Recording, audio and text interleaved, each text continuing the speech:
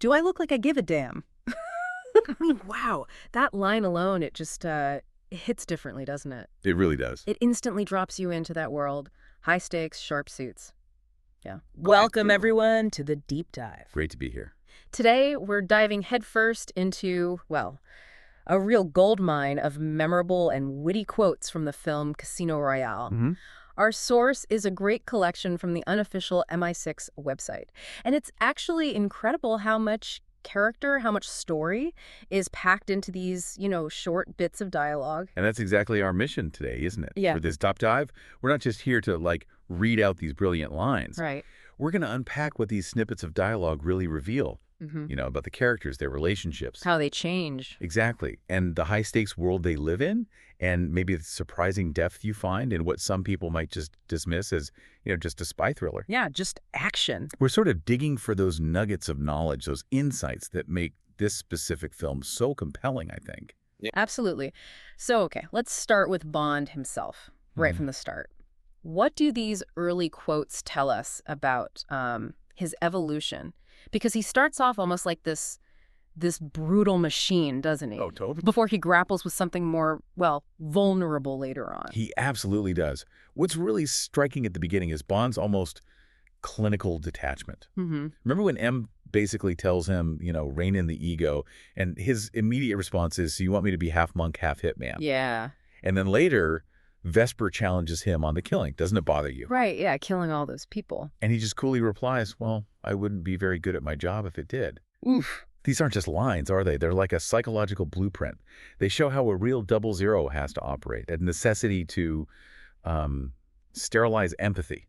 It's a chilling starting point, really, before the human connection stuff starts. But even with that coldness, he's incredibly witty. His directness, those sharp quips, are they just masking something deeper?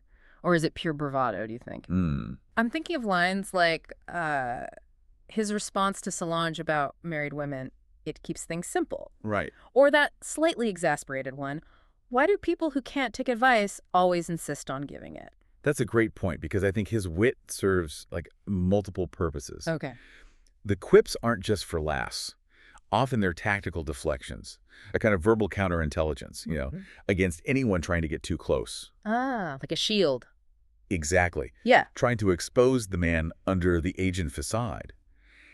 It adds this layer of intellectual agility. He's not just physically good, he's mentally sharp. He uses language like another weapon. To keep control. To keep control, keep people at a distance, yeah. And it's fascinating how others see that, especially his ego. Vesper just cuts right through it, doesn't she? Oh, she absolutely does. Yeah. Her dialogue is like a strategic dismantling of Bond's whole carefully built ego. Yeah. Arrogance and self-awareness seldom go hand in hand, she tells him. Right to his face. Straight up. And that brilliant bit in the lift. Take the next one.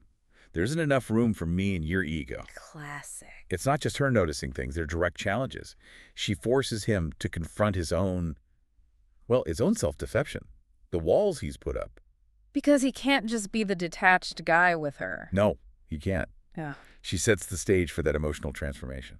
And you do see glimpses of that change, right? Those unexpected moments of vulnerability, even a bit of affection. I love his almost sarcastic, but also kind of warm, I love you too, M. Yeah, after the note in the Aston Martin. Exactly. And then he gets completely flustered by Vesper later. You want to do what to me? You've lost me completely. You just said you can't wait to get me back to the room.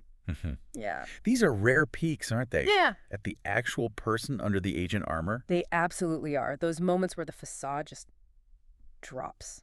And you see a flicker of a real human being. Genuine reactions, feelings. It makes him relatable. It does. It moves him beyond just the stereotype of the spy. Which, I guess, leads us straight to Vesper Lynd herself. She's not just the Bond girl, is she? She's his primary foil. Her intelligence, her impact, it's huge. Undeniably. Vesper establishes herself as his intellectual equal almost immediately. That first meeting on the train, when he questions her about sizing up his dinner jacket needs. How? It's tailored. Right. And she just coolly says, I sized you up the moment we met. It's not just about the jacket, is it? It's a statement. I can read people instantly. Yeah. And she dismisses his physique, too. Even accountants have imagination. Brilliant line. She wields language like a scalpel, showing off her observation skills, asserting dominance in their verbal sparring. It's that constant push-pull, that verbal dance that really defines them early on, isn't it? Bond tries to brush her off initially. Not my type. No, don't worry, you're not my type. Smart, single, and she just parries right back. Then there's that darkly funny bit about the lamb. Oh, the skewered lamb exchange, yeah.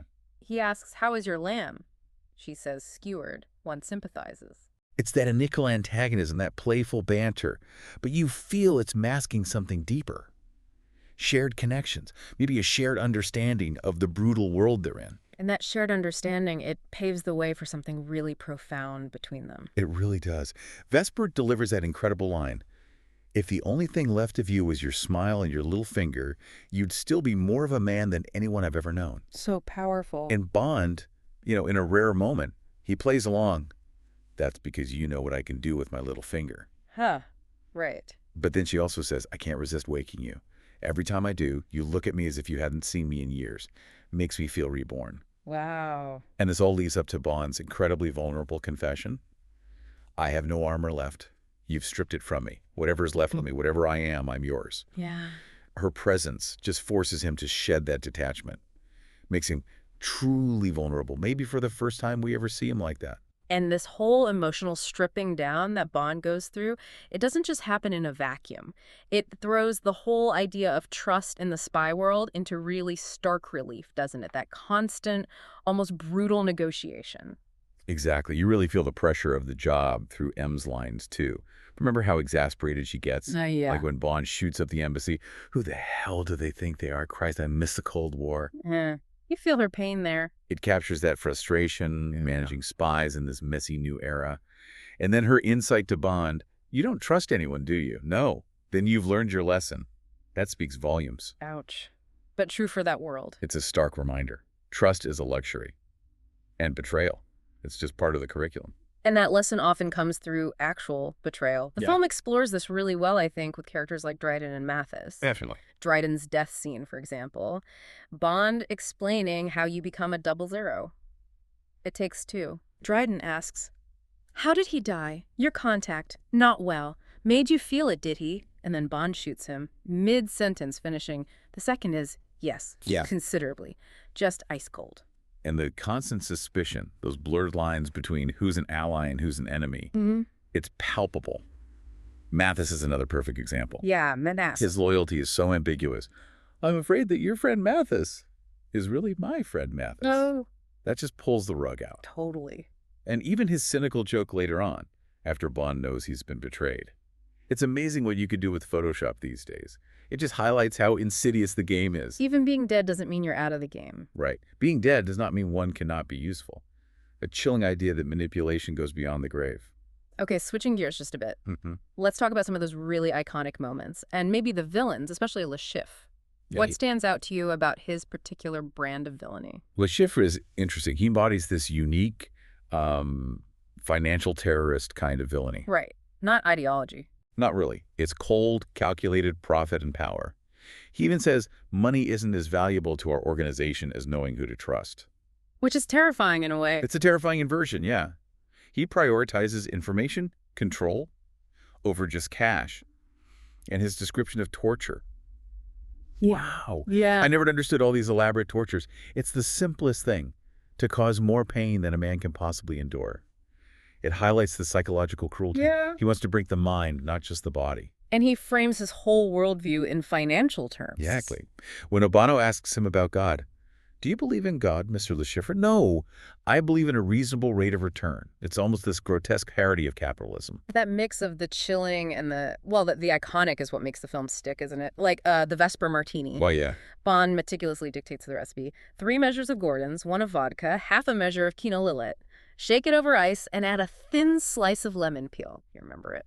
You do. And then there's that raw frustration after the big poker loss, where he just snarls, do I look like I give a damn? Pure visceral reaction. Right, and even the naming of the drink itself. Vesper asks because of the bitter aftertaste. And Bond says, no, because once you've tasted it, that's all you want to drink. Such a loaded line. These aren't just, throwaway bits of dialogue. They become synonymous with the character, with the film. They mark specific emotional beats, plot points. They really encapsulate his changing case, his pain. And the mark Vesper leaves on him. Absolutely. It's all there in the drink. So as we wrap up this deep dive into Casino Royale's quotes, I mean, it seems pretty clear these lines aren't just dialogue, are they? Not at all. They're these intricate tools. They reveal character arcs, the shifting trust dynamics, the philosophy behind this version of James Bond. Yeah, it's dialogue as character development.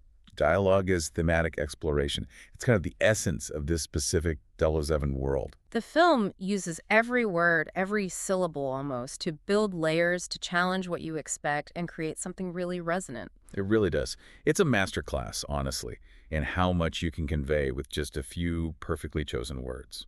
And maybe something for you, the listener, to reflect on. Think about how many characters in the spy world are really defined by what they've lost. Good point. Whether it's trust or innocence or maybe even their true identity, and how these quotes kind of hint at that profound personal cost that lies beneath the whole glamour of espionage. Yeah, the price they pay. Something to ponder on your next rewatch.